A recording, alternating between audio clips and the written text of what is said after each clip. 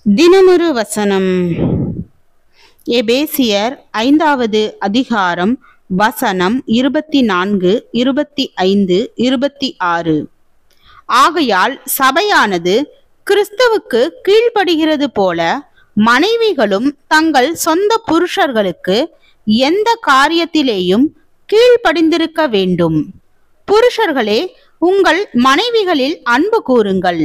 அப்படியே கிறிஸ்துவும் சபையில் அன்பு கூர்ந்து தாம் அதை திருவசனத்தை கொண்டு தண்ணீர் முழுக்கினால் சுத்திகரித்து பரிசுத்தமாக்குகிறதற்கும். விளக்கம்.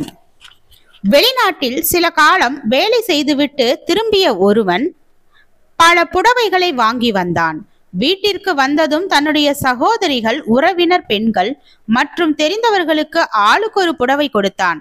மனைவிக்கும் ஒரு புடவை கொடுத்தான். அவனிடம் புடவை பரிசாக பெற்ற யாவரும் அவனுடைய கரிசனையை கண்டு மிகவும் சந்தோஷமாக பாராட்டினார்கள். ஆனால் அவனுடைய மனைவியோ அந்த புடவையை தூக்கி வீசி விட்டு துக்கத்தோடு அமர்ந்திருந்தாள். பலரை எளிதாக சந்தோஷப்படுத்திய அவனுடைய செயல் அவளை சந்தோஷப்படுத்தவில்லை. ஏனென்றால் மற்றவர்களுடைய எதிர்பார்ப்புகளும் மனைவியின் எதிர்பார்ப்புகளும் ஒரே அளவுடையவைகள் அல்ல. கணவனிடம் மனைவியின் எதிர்பார்ப்புகள் 1000 மடங்கு அதிகமானவை. எனவே பிறரிடமிருந்து எளிதாக நல்ல பெயர் வாங்கினது போல மனைவியிடம் வாங்க முடியாது. அதுபோலவே மனைவியின் விஷயத்தில் கணவனுடைய எதிர்பார்ப்புகளும் ஒரு குறிப்பிட்ட குடும்பத்திற்கு வருகின்ற உறவினர்களும் நண்பர்களும் அந்த குடும்பத்தில் உள்ள மனைவி மிக ருசியாக சமைத்து விருந்தளித்ததாக பாராட்டுவார்கள். ஆனால் அவளுடைய கணவனுடைய நிலையோ வேறு.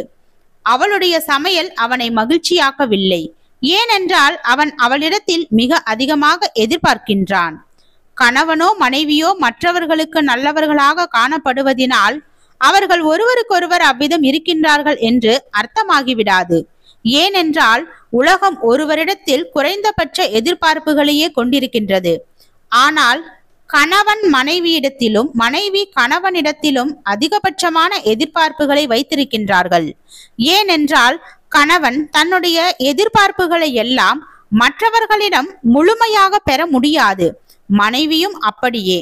எனவே அவர்கள் ஒருவருக்கொருவர் அதிகமாக எதிர்பார்க்கின்றார்கள். எனவே தன்னை உலகம் அறிந்த உத்தமன் என்று கணவன் தனக்குள் எண்ணினாலும், நான் ஊர் போற்றும் உத்தமி என்று மனைவி சிந்தித்தாலும், கணவனால் அல்லது மனைவியால் அவ்விதம் பார்க்கப்படுவது நிச்சயமல்ல. கணவனுடைய நியாயமான எதிர்பார்ப்புகளை எல்லாம் நிறைவேற்றும் பொறுப்பு உடையவள் மனைவி. மனைவியின் நியாயமான எதிர்பார்ப்புகளை எல்லாம் நிறைவேற்றும் பொறுப்பு உடையவன் கணவன். கணவனோ மனைவியோ ஒருவருக்கொருவர் நியாயமான பொறுப்புகளை நிறைவேற்றுவதில் எந்த அளவிற்கு அவர்கள் உண்மையும் உளமார்ந்த கரிசனையும் உடையவர்களாக இருக்கின்றார்கள் என்பதை பொறுத்தே அவர்களின் நற்சாட்சி அமையும்.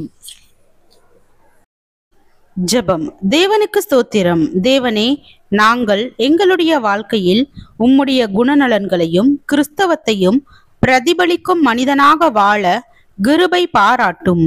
ஆமென்.